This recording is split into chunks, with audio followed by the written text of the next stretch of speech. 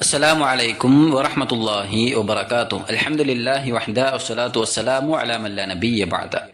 ഏറെ ബഹുമാനമുള്ള സത്യവിശ്വാസികളെ, സഹോദരങ്ങളെ, റഹീഖുൽ ഖുർആനിന്റെ 5-ാമത്തെ സെഷനിലെ 14-ാമത്തെ ക്ലാസ്സിൽ സൂറത്ത് ഖുറൈശാണ് നാം പഠിക്കുന്നത്.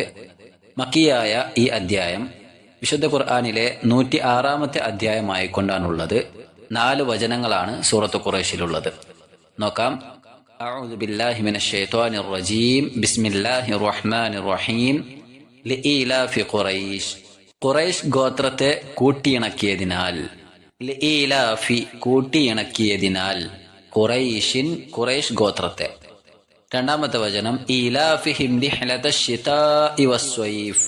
ശൈത്യകാലത്തെയും ഉഷ്ണകാലത്തെയും യാത്രയുമായി അവരെ കൂട്ടിയിണക്കിയതിനാൽ, ഈലാഫിഹിം അവരെ കൂട്ടിയിണക്കിയതിനാൽ, റിഹ്ലതശ് ശിതാഇ തണുപ്പുകാലത്തെ യാത്ര, വസ്സൈഫി ഉഷ്ണകാലത്തെയും. അപ്പോൾ ശൈത്യകാലത്തെയും ഉഷ്ണകാലത്തെയും യാത്രയുമായി അവരെ കൂട്ടിയിണക്കിയതിനാൽ എന്നാണ്. 3-ാമത്തെ വചനം ഫല്യഅ്ബുദു റബ്ബ ഹാദൽ ബൈത്ത്. അതിനാൽ ഈ ഭവനത്തിന്റെ രക്ഷിതാവിനെ അവർ ആരാധിച്ചു കൊള്ളട്ടെ, അഥവാ കഅബയുടെ റബ്ബിനെ അവർ ആരാധിക്കട്ടെ എന്നാണ്. ഫല്യഅ്ബുദു അതിനാൽ അവർ ആരാധിക്കട്ടെ, റബ്ബ രക്ഷിതാവിനെ, ഹാദൽ ബൈത്ത് ഈ ഭവനത്തിന്റെ അഥവാ കഅബയുടെ. അപ്പൊ കഅബയുടെ രക്ഷിതാവിനെ അവർ ആരാധിച്ചു കൊള്ളട്ടെ എന്നാണ്. 4-ാമത്തെ വചനം അല്ലദീ അത്അമഹും മിൻ ജൂഇൻ വആമനഹും മിൻ ഖൗഫ്. അതായത് അവർക്ക് വിശപ്പിന് ആഹാരം നൽകുകയും ഭയത്തിന് പകരം സമാധാനം നൽകുകയും അല്ലെങ്കിൽ നിർഭയത്വം നൽകുകയും ചെയ്ത ആ റബ്ബിനെ അവർ ആരാധിച്ചു കൊള്ളട്ടെ എന്നാണ്. അല്ലദീ എങ്ങനെയുള്ള റബ്ബാണ്? അത്അമഹും അവർക്ക് ഭക്ഷണം നൽകിയവനായ, മിൻ ജൂഇൻ വിശപ്പിൽ നിന്നും, വിശപ്പിന് ആഹാരം നൽകിയവനായ റബ്ബ്, വആമനഹും അവർക്ക് നിർഭയത്വം നൽകിയവനുമായ റബ്ബ്, മിൻ ഖൗഫിൻ ഭയത്തിൽ നിന്നും. അപ്പൊ ഭയത്തിൽ നിന്നും നിർഭയത്വം നൽകിയ, സമാധാനം നൽകിയ, വിശപ്പിന് ആഹാരം നൽകിയവനുമായ ആ ബൈത്തിന്റെ റബ്ബിനെ, ആ കഅബയുടെ റബ്ബിനെ അവർ ആരാധിച്ചു കൊള്ളട്ടെ എന്നാണ്. ഈ അധ്യായത്തിന്റെ ആശയവും അതിന്റെ അഭിസംബോധനാ രീതിയും ഒക്കെ നോക്കുകയാണെങ്കിൽ കഴിഞ്ഞ സൂറത്തിലേക്ക് അഥവാ സൂറത്തുൽ ഫീലിലേക്ക് ബന്ധിപ്പിച്ചുകൊണ്ടാണ് അല്ലാഹു സുബ്ഹാനഹു വതആല ഈ അധ്യായത്തെ ആരംഭിക്കുന്നതും അതേപോലെ തന്നെ ഈ അധ്യായത്തിൽ അഭിസംബോധന നടത്തിയിട്ടുള്ളതും അപ്രകാരമാണ്. കഴിഞ്ഞ അധ്യായത്തിൽ കഅബയെ തകർക്കുവാൻ സർവ്വസന്നാഹങ്ങളുമായി തയ്യാറായി വന്ന ആനപ്പട്ടാളത്തിൽ നിന്നും അല്ലാഹു സുബ്ഹാനഹു വതആല കഅബയെയും ഖുറൈശികളെയും മക്കാനിവാസികളെയും എല്ലാം രക്ഷപ്പെടുത്തിയ ആ മഹാസംഭവത്തെക്കുറിച്ച്, മക്കാനിവാസികൾക്ക് അല്ലാഹു സുബ്ഹാനഹു വതആല ചെയ്തു കൊടുത്ത വലിയ ആ അനുഗ്രഹത്തെക്കുറിച്ച് അല്ലാഹു പരാമർശിക്കുകയുണ്ടായി. അതേ രീതിയിൽ ഖുറൈശികൾ അടങ്ങുന്ന മക്കാനിവാസികൾക്ക് അല്ലാഹു സുബ്ഹാനഹു വതആല ചെയ്തു കൊടുത്ത മറ്റൊരു മഹാ അനുഗ്രഹത്തെ സംബന്ധിച്ചാണ് ഈ അധ്യായത്തിൽ അല്ലാഹു പരാമർശിക്കുന്നത്. ഖുറൈശ് എന്ന ആ ഒരു പേര് അത് നോക്കുകയാണെങ്കിൽ ഇപ്രകാരം അല്ലാഹു സുബ്ഹാനഹു വതആല ഈ അധ്യായത്തിൽ അവരെ സംബന്ധിച്ച് മാത്രം പ്രസ്താവിക്കുകയും അതേപോലെ തന്നെ ഈ അധ്യായത്തിന് ഖുറൈശ് എന്ന് പേര് നൽകപ്പെടുകയും ചെയ്തപ്പോൾ ഖുറൈശികളെ സംബന്ധിച്ച് അവരുടെ പേരും കീർത്തിയും ലോകാവസാനം വരെ ഭൂമുഖത്ത് അവശേഷിക്കുവാനും പരാമർശിതമാകുവാനുമെല്ലാം അത് കാരണമാകുന്നു എന്നത് അവരെ സംബന്ധിച്ചിടത്തോളം വലിയൊരു കാര്യം തന്നെയാണ്. പരിശുദ്ധ കഅബയുടെ മേൽനോട്ടക്കാരും ഭരണാധിപരും എന്ന നിലക്ക് അവർക്ക് അറബികൾക്കിടയിൽ വലിയ പ്രശസ്തി ഉണ്ടായിരുന്നു. പക്ഷേ ജീവിത മാർഗങ്ങൾ നോക്കുകയാണെങ്കിൽ മിക്കവാറും അവർക്ക് അന്യനാടുകളെ ആശ്രയിക്കേണ്ടിയിരുന്നു എന്നതൊരു വസ്തുതയാണ്. ആ ആശയത്തെ സൂചിപ്പിച്ചുകൊണ്ടാണ് 1-ാം വചനത്തിൽ അല്ലാഹു സുബ്ഹാനഹു വതആല പരാമർശിച്ചത് ലഇലാഫി ഖുറൈശ്, അഥവാ ഖുറൈശ് ഗോത്രത്തെ കൂട്ടിയിണക്കിയതിനാൽ എന്ന്. ഖുറൈശികളെയും മക്കാനിവാസികളെയും സംബന്ധിച്ച് അവരുടെ നാട്ടിലുള്ള കൃഷിയും കാര്യങ്ങളൊക്കെ നോക്കുകയാണെങ്കിൽ ഈത്തപ്പഴം പോലെയുള്ള ചില ഫലവർഗ്ഗങ്ങൾ മാത്രമേ അവിടെ ഉണ്ടായിരുന്നുള്ളൂ. അതല്ലാത്ത സാധാരണ കൃഷി വിഭവങ്ങളൊന്നും അവരുടെ നാട്ടിൽ ഉണ്ടായിരുന്നില്ല എന്നതൊരു വസ്തുതയാണ്. അതിനാൽ തന്നെ ഈ പോരായ്മ നികത്തുവാൻ വർഷത്തിൽ 2 യാത്രകൾ അവർക്ക് അനിവാര്യമായി വന്നിരുന്നു. വഹിയ ഈലാഫുഹും മർറതൈനി ഫിസ്സന. അതാണ് ഇവിടെ അല്ലാഹു സുബ്ഹാനഹു വതആല ഈലാഫ് അഥവാ അവരെ കൂട്ടിയിണക്കിയിരിക്കുന്നു എന്ന് പരാമർശിച്ചിട്ടുള്ളത്. ആ കൂട്ടിയിണക്കൽ അവരുടെ യാത്രകളിലേക്ക് ബന്ധിപ്പിച്ചുകൊണ്ടായിരിക്കാം അല്ലാഹു സുബ്ഹാനഹു വതആല പറഞ്ഞത്. അതുകൊണ്ട് തന്നെ വർഷത്തിൽ 2 യാത്രകൾ അവർക്ക് അനിവാര്യമാണ്. മർറത്തൻ ഫിസ്സൈഫ് വ മർറത്തൻ ഫിശ്ശിത. ഒന്ന് ചൂടുകാലത്തും മറ്റൊന്ന് തണുപ്പ് കാലത്തും ഉഷ്ണകാലത്തും ശൈത്യകാലത്തും അവർക്കൊരു യാത്ര അനിവാര്യമായിരുന്നു. വയുറാദു ബിഹി അത്തിജാറത്തു ലത്തി കാനു യഖൂമുന ബിഹാ മർറതൻ ഫിശ്ശിത. അവർ ആ യാത്ര കൊണ്ട് ഉദ്ദേശിച്ചിരുന്നത് കച്ചവടമായിരുന്നു. അപ്പൊ കച്ചവട യാത്രകൾ വർഷത്തിൽ 2 അവർക്ക് അനിവാര്യമായിരുന്നു. ഒന്ന് തണുപ്പ് കാലത്തും മറ്റൊന്ന് ചൂടുകാലത്തുമായിക്കൊണ്ട് അവർ അത് ചെയ്യേണ്ടി വന്നിരുന്നു. അമ്മാ ഫിശ്ശിതാഇ ഫയത്തജിഹൂന നഹ്വൽ യമൻ.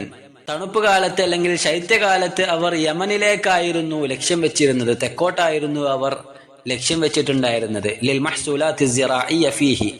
അവിടെ ഉണ്ടായിരുന്ന കൃഷി വിഭവങ്ങൾ ലക്ഷ്യം വെച്ചുകൊണ്ട് അവിടുന്ന് കച്ചവട സാമഗ്രികൾ വാങ്ങിക്കുവാനായി ആ ഒരു കാലഘട്ടത്തിലായിരുന്നു അവിടെ കച്ചവട സാമഗ്രികൾ വാങ്ങിക്കാൻ അവർക്ക് അനുയോജ്യമായിരുന്നത്. അതുകൊണ്ട് തന്നെ വലി അന്നൽ ജവ്വ മുനാസിബുൻ, അത് യോജിച്ച കാലഘട്ടമായതുകൊണ്ട് തന്നെ തണുപ്പുകാലത്ത് ശൈത്യകാലത്ത് അങ്ങോട്ടേക്ക് അവർ ലക്ഷ്യം വെച്ച് പോകാറുണ്ടായിരുന്നു. വഅമ്മാ ഫിസ്സൈഫ്, എന്നാൽ ചൂടുകാലത്ത് ഉഷ്ണകാലത്താകട്ടെ ഫയത്തജിഹൂന ഇല ഷാം, ഷാമിലേക്കായിരുന്നു സിറിയയിലേക്കായിരുന്നു അവർ ലക്ഷ്യം വെച്ചിരുന്നത്, വടക്ക് ഭാഗത്തേക്കായിരുന്നു അവർ ചൂടുകാലത്ത് പോകാറുണ്ടായിരുന്നത്. വലി അന്ന ഗാലിബ തിജാറത്തിൽ ഫവാക്കിഹ്, അവിടെ ഷാമിലും സിറിയയിലും ഒക്കെ കൂടുതൽ ഉണ്ടായിരുന്ന ഫലവർഗങ്ങൾ ആ കാലത്തായിരുന്നു, ചൂടുകാലത്തായിരുന്നു അവർക്ക് ലഭിക്കാൻ അനുയോജ്യമായിരുന്നത് എന്ന കാരണത്താൽ അപ്രകാരം അവരുടെ യാത്രകൾ അവർ ക്രമീകരിക്കാറുണ്ടായിരുന്നു. അറേബ്യയുടെ കിടപ്പും ഭൂപ്രകൃതിയും അനുസരിച്ച് ശൈത്യകാലത്ത് വടക്കോട്ടും ഉഷ്ണകാലത്ത് തെക്കോട്ടും യാത്ര ചെയ്യുക എന്നത് വളരെ വിഷമകരമായതുകൊണ്ട് തന്നെയായിരിക്കാം അങ്ങനെ കാലവും ദിക്കും നിർണയിക്കപ്പെട്ടിരുന്നത്. അറേബ്യ രാജ്യം മണലാരണ്യങ്ങളും വരണ്ട മലപ്രദേശങ്ങളുമൊക്കെ നിറഞ്ഞതായതിനാൽ തണുപ്പ് കാലത്ത് അതികഠിനമായ തണുപ്പും ചൂടുകാലത്താകട്ടെ അതികഠിനമായ ചൂടും അവർക്ക് സഹിക്കേണ്ടി വന്നിരുന്നു. അത് ഏകദേശം ഇന്നും ആ ഒരു രീതി തന്നെയായിരിക്കും അവിടെയുള്ളത്. ഇത്തരത്തിൽ അവർ യാത്ര ചെയ്യുമ്പോൾ അത് സംഘം ചേർന്നും ആഘോഷപൂർവവും ഒക്കെ കൊണ്ടായിരുന്നു ഈ യാത്രകൾ അവർ നിർണയിച്ചിരുന്നത്, അവർ ചെയ്തിരുന്നത്. നാട്ടിലെ വിഭവങ്ങൾ കയറ്റുമതി ചെയ്ത് വിറ്റൊഴിക്കുകയും അതേപോലെ തന്നെ അതിന് പകരം ഗോതമ്പ് പോലുള്ള അവശ്യ വസ്തുക്കൾ നാട്ടിൽ ഇറക്കുമതി ചെയ്യലും ഈ കച്ചവട സംഘങ്ങൾ മുഖേനയായിരുന്നു എന്ന് നമുക്ക് മനസ്സിലാക്കാം. ഓരോ യാത്രയും 1-2 മാസവും അല്ലെങ്കിൽ അതിനപ്പുറവും മാസങ്ങളോളം യാത്രകൾ അവർ ചെയ്യാറുണ്ടായിരുന്നു. പലപ്പോഴും ആ യാത്രകളെ സംബന്ധിച്ചിടത്തോളം വഴിമധ്യ പല പ്രയാസങ്ങളും അവർക്കുണ്ടായിരുന്നു, പല സംഘട്ടനങ്ങളും അവർ ഏൽക്കേണ്ടി വന്നിരുന്നു എന്നൊക്കെ ചരിത്രങ്ങളിൽ നമുക്ക് കാണുവാൻ സാധിക്കും. അതുകൊണ്ട് തന്നെ അതിനൊക്കെ മുൻകൂട്ടി കണ്ട് നേരിടേണ്ടി വരും എന്നുള്ള ധാരണയിൽ തന്നെയായിരിക്കും അവർ അവരുടെ കച്ചവട സംഘങ്ങൾ തയ്യാറാക്കാറുണ്ടായിരുന്നത്. അത്തരത്തിൽ ആ യാത്രകളെയൊക്കെ സൂചിപ്പിച്ചുകൊണ്ടാണ് 2-ാമത്തെ വചനത്തിൽ അല്ലാഹു സുബ്ഹാനഹു വ തആല ഇലാഫിഹിം റിഹ്ലതശ് ശിതാഇ വസ്സൈഫ്, ശൈത്യകാലത്തെയും ഉഷ്ണകാലത്തെയും യാത്രയുമായി അവരെ കൂട്ടിയിണക്കിയിരിക്കുന്നു എന്ന പരാമർശം അല്ലാഹു നടത്തിയിട്ടുള്ളത്. ആ രീതിയിൽ ഇത്തരം യാത്രകൾക്ക് വേണ്ടുന്ന സൗകര്യങ്ങളും പരിചയവും നൽകിയത് മുഖേന അല്ലാഹു സുബ്ഹാനഹു വ തആല ഖുറൈശികളെ വിശപ്പിൽ നിന്നും രക്ഷിക്കുകയും അവർക്ക് ആഹാരമാർഗം നൽകുകയും ചെയ്തു. അതിനാൽ പ്രകാരം സൗകര്യങ്ങൾ ഏർപ്പെടുത്തി തന്ന തങ്ങളുടെ രക്ഷിതാവിനെ അവർ ആരാധിച്ചു കൊള്ളട്ടെ എന്ന ഏറ്റവും വലിയ നിർദ്ദേശമാണ് ശേഷമുള്ള 2 വചനങ്ങളിൽ അല്ലാഹു സുബ്ഹാനഹു വ തആല ഖുറൈശികളോടായിക്കൊണ്ട് ആജ്ഞാപിക്കുന്നത്. ഫല്യഅ്ബുദു റബ്ബ ഹാദൽ ബൈത്ത്, അതിനാൽ ഈ ഭവനത്തിന്റെ രക്ഷിതാവിനെ അവർ ആരാധിച്ചു കൊള്ളട്ടെ എന്നാണ്. അല്ലദീ, എങ്ങനെയുള്ള രക്ഷിതാവാണ്? അത്അമഹും മിൻ ജൂഇൻ വആമനഹും മിൻ ഖൗഫിൻ, വിശപ്പിന് ആഹാരം നൽകുകയും തങ്ങളുടെ ഭയത്തിന് പകരം സമാധാനം നൽകുകയും ചെയ്ത ആ രക്ഷിതാവിനെ അവർ ആരാധിച്ചു കൊള്ളട്ടെ എന്നാണ്. അഥവാ ഖുറൈശികളെയും മക്കാനിവാസികളെയും സംബന്ധിച്ച് അറബികളിൽ ഉണ്ടായിരുന്ന പ്രത്യേക സ്ഥാനമാനങ്ങൾ നിമിത്തം മറ്റുള്ളവരെ അപേക്ഷിച്ച് അവരുടെ യാത്രാ സംഘങ്ങൾ ഏറെക്കുറെ സുരക്ഷിതമായിരുന്നു. കൂടാതെ കഅബയുടെ അടുത്ത സ്ഥലങ്ങളിൽ വെച്ച് അക്രമവും സംഘട്ടനങ്ങളും നടക്കുക എന്നത് അതൊരു വലിയ വമ്പിച്ച പാതകമായി അന്നത്തെ കാലത്ത് എല്ലാവരും അംഗീകരിച്ചു വന്നിരുന്നു എന്ന കാരണത്താൽ തന്നെ അവരുടെ നാട്ടിൽ, അവരുടെ സ്വന്തം നാട്ടിൽ അവർക്ക് സമാധാനമായി ജീവിക്കാമായിരുന്നു എന്നത് അവരെ സംബന്ധിച്ചിടത്തോളം അവർക്ക് വലിയ സമാധാനമായിരുന്നു. അത് അല്ലാഹു സുബ്ഹാനഹു വ തആല മറ്റുള്ളവരിൽ നിന്നും അവർക്ക് മാത്രം നൽകിയ പ്രത്യേക അനുഗ്രഹവും സമാധാനവും നിർഭയത്വവും തന്നെയാണ്.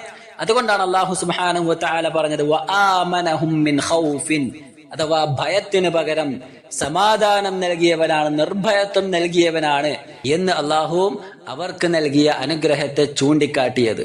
അപ്പോൾ ചുരുക്കി പറഞ്ഞാൽ കഴിഞ്ഞ അധ്യായത്തിൽ ആനക്കാരിൽ നിന്നും അല്ലാഹു സുബ്ഹാനഹു വ തആല അവരെ സംരക്ഷിച്ച ആ വലിയ അനുഗ്രഹത്തെ സംബന്ധിച്ച് പരാമർശിച്ചപ്പോൾ ഈ അധ്യായത്തിൽ തങ്ങളുടെ ജീവിത രീതികളെക്കുറിച്ചും അതേപോലെ തന്നെ തങ്ങളുടെ ജീവിതത്തിൽ അവർക്ക് അല്ലാഹു സുബ്ഹാനഹു വ തആല നൽകിയ മറ്റുള്ളവർക്കൊന്നും നൽകാത്ത ചില പ്രത്യേക അനുഗ്രഹങ്ങളെ സംബന്ധിച്ചുമൊക്കെ പരാമർശിച്ചിട്ട് അവസാനം ഫല്യഅ്ബുദു റബ്ബ ഹാദൽ ബൈത്ത്, ആ ഭവനത്തിന്റെ രക്ഷിതാവിനെ നിങ്ങൾ ആരാധിച്ചു കൊള്ളുവീനെന്ന ഏറ്റവും വലിയ നിർദ്ദേശം അള്ളാഹു അവർക്ക് പകർന്നു നൽകുകയാണ്. അവർ മനസ്സിലാക്കേണ്ടത് ഖുറൈശികൾ എന്ന നിലക്ക് അവർക്ക് സിദ്ധിച്ച യോഗ്യതകളും കീർത്തിയും സ്വാധീനവും എല്ലാം തന്നെ അതൊക്കെ അവർക്ക് ലഭിക്കുവാനുള്ള കാരണം അവർ കഅബയുടെ സംരക്ഷകരായിരുന്നു, അല്ലെങ്കിൽ കഅബയുടെ അയൽവാസികളാണ് എന്ന കാരണത്താലാണ്. അതിനാൽ തന്നെ എല്ലാ നിലക്കും അവർ ആ വിശുദ്ധ മന്ദിരത്തിന്റെ ഉടമസ്ഥനായ അല്ലാഹു സുബ്ഹാനഹു വ തആലയെ ആരാധിക്കുവാനും അവനെയല്ലാതെ മറ്റൊന്നിനെയും ആരാധിക്കാതിരിക്കുവാനും അവർ ബാധ്യസ്ഥരാണ് എന്ന ബോധം ഈ അധ്യായം മുഖേന അവരിൽ ഉണ്ടാക്കിയെടുക്കുകയാണ് അല്ലാഹു സുബ്ഹാനഹു വ തആല ചെയ്യുന്നത്. അതിനാൽ ഈ ബാധ്യത അവർ നിറവേറ്റിക്കൊള്ളട്ടെ എന്ന് അള്ളാഹു അവർ ഉദ്ബോധിക്കുകയുമാണ് ഇവിടെ ചെയ്യുന്നത്. അതുകൊണ്ട് തന്നെ ഈ ആശയം അവർ മനസ്സിലാക്കേണ്ടതുണ്ട്. ഖുറൈശികൾ എന്ന നിലക്ക് അള്ളാഹു സുബ്ഹാനഹു വ തആല തങ്ങൾക്ക് നൽകിയ അതിമഹത്തായ അനുഗ്രഹങ്ങളെ അവർ തിരിച്ചറിയേണ്ടതുണ്ട് എന്ന നിർദ്ദേശം അള്ളാഹു സുബ്ഹാനഹു വ തആല അവർക്ക് പകർന്നു നൽകുകയാണ്. ഇത്തരത്തിൽ ഖുറൈശികൾക്ക് അള്ളാഹു സുബ്ഹാനഹു വ തആല നൽകിയ അനുഗ്രഹങ്ങളെ അവരോടെടുത്തുണർത്തുമ്പോൾ അതേ രീതിയിൽ അല്ലാഹു സുബ്ഹാനഹു വ തആല നമുക്ക് നൽകിയ അനുഗ്രഹങ്ങളെ നാം നമ്മുടെ മനസ്സിൽ ചിത്രീകരിക്കുകയും അത് മുഖേന ആ റബ്ബ് സുബ്ഹാനഹു വ തആലയിലേക്ക് ആരാധനകൾ അർപ്പിക്കുവാൻ നാം ബാധ്യസ്ഥനാണ് എന്ന ബോധം നമ്മിൽ ഉണ്ടാക്കിയെടുക്കുകയും ചെയ്യേണ്ടതുണ്ട്. ആ രീതിയിൽ ഇബാദത്തുകളിൽ മുഴുകുവാനും അല്ലാഹു സുബ്ഹാനഹു വ തആലയെ നിരന്തരം സ്മരിക്കുവാനും നമ്മൾ ബാധ്യസ്ഥരാണ് എന്ന് നാം തിരിച്ചറിയുകയും ചെയ്യേണ്ടതുണ്ട്. അതാണ് ഈ അധ്യായത്തിൽ വിശ്വാസികൾ എന്ന നിലയ്ക്ക് നാം ഉൾക്കൊള്ളേണ്ട ഏറ്റവും വലിയ പാഠം. അല്ലാഹു സുബ്ഹാനഹു വ തആല അത്തരത്തിൽ കാര്യങ്ങൾ കൃത്യമായി മനസ്സിലാക്കുവാനും പഠിക്കുവാനും ജീവിതത്തിൽ പ്രയോഗവൽക്കരിക്കുവാനും നമുക്കെല്ലാം തൗഫീഖ് പ്രദാനം ചെയ്യുമാറാകട്ടെ. വിശുദ്ധ ഖുർആനിന്റെ ആശയങ്ങൾ മനസ്സിലാക്കുവാനും അത് ജീവിതത്തിൽ ചേർത്തി വെക്കുവാനും അല്ലാഹു നമുക്ക് തൗഫീഖ് നൽകുമാറാകട്ടെ. اللهم ربنا آتنا في الدنيا حسنة وفي الآخرة حسنة وقنا عذاب النار. ربنا تقبل منا إنك أنت السميع العليم وتب علينا إنك أنت التواب الرحيم. وصلى الله وسلم على نبينا محمد. السلام عليكم ورحمة الله وبركاته.